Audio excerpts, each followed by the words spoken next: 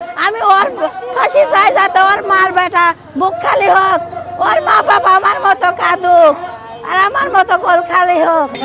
আমার এই ছেলেকে জিয়াদ, মাহফুজ, রাকিব এরা কয়জন মিলে হত্যা করেছে। যেভাবে হৃদয়ের হত্যাকারীদের আপনারা গ্রেফতার করেছেন, সেইভাবে এর গডফাদারদেরকেও গ্রেফতার করতে হবে। এদের যারা পরিচালনা করে, এদের যারা অর্থ দেয়, এদের যারা সাহস যোগায়, এরাই বড় বেশি অপরাধী, এরাই আসল খুনি।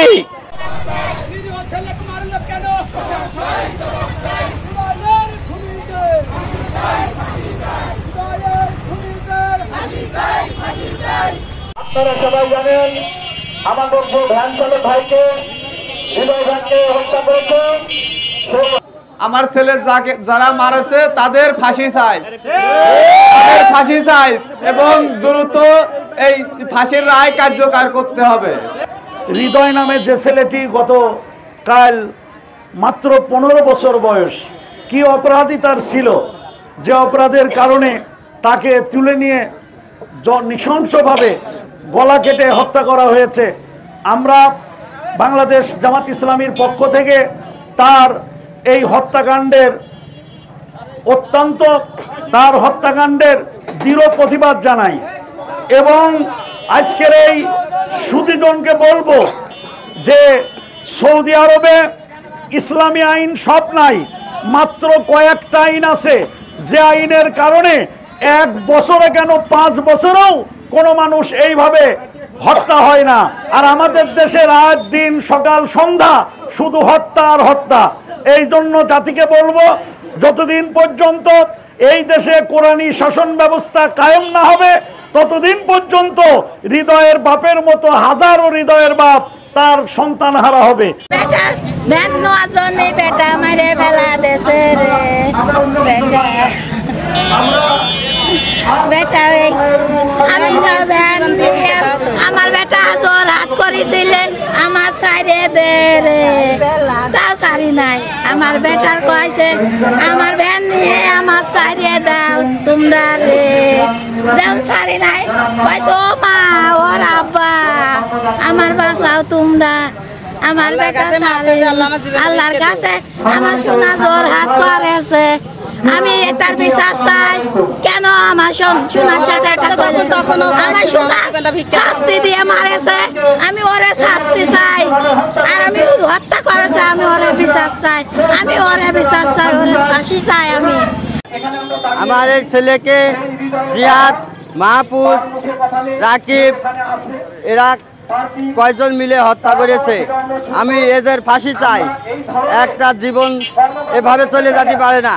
এইভাবে এরাই সন্ত্রাসীর উৎপাদন মেশিন।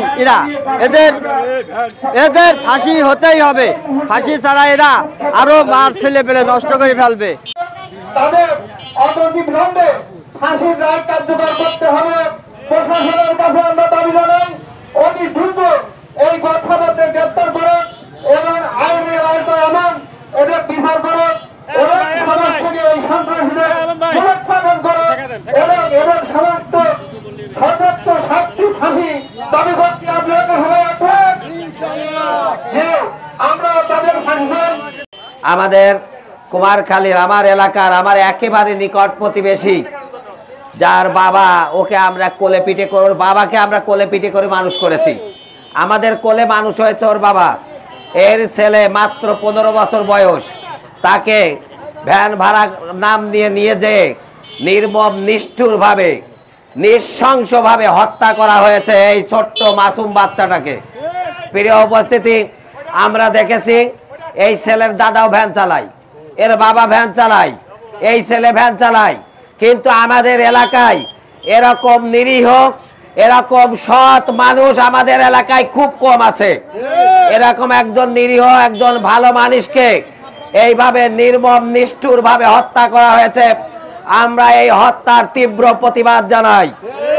আমরা সেই সাথে কুমারখালীর পুলিশ প্রশাসনকে মোবারকবাদ জানাই, ধন্যবাদ জানাই। এই জন্য পুলিশ প্রশাসন খুব স্বল্প সময়ের মধ্যে অধিকাংশ খুনিকে গ্রেপ্তার করতে সক্ষম হয়েছে। এতে প্রমাণিত হয় যদি প্রশাসন কোনো কিছু ইচ্ছা করে কোন সন্ত্রাসীকে গ্রেফতার করতে, তাহলে অল্প সময়ের মধ্যেই সেটা পারে। আমরা পুলিশ প্রশাসন সহ প্রশাসনের সকল কর্তা ব্যক্তিদের মোবারকবাদ জানাই। সেই সাথে আমরা এটা জানাতে চাই, এই যে কিশোরগঞ্জ এরা যেভাবে হত্যা করেছে এর পিছনে কোনো বড় শক্তি আছে। এরা এই 12-14 বছরের ছেলেরা একজন ভ্যান চালককে এইভাবে হত্যা করবে, এত বড় সাহস ওই ছোট ছোট ছেলেদের হতে পারে না। এরা কাদের সাথে বেড়ায়, এদের সঙ্গ কাদের সাথে, কাদের শক্তিতে এরা চলে। আমরা প্রশাসনের কাছে বলতে চাই, সেই গডফাদারদেরকে গ্রেফতার করতে হবে। এই গডফাদারদেরকে যতদিন গ্রেফতার করা না হবে, এরকম অপরাধ, এরকম অপকর্ম আমাদের এই এলাকায় হতেই থাকবে। আমাদের কুমারখালীতে চাঁদাবাজিতে 6 লাভ হয়ে গেছে, আমাদের কুমারখালীতে মাদকে 6 লাভ হয়ে গেছে।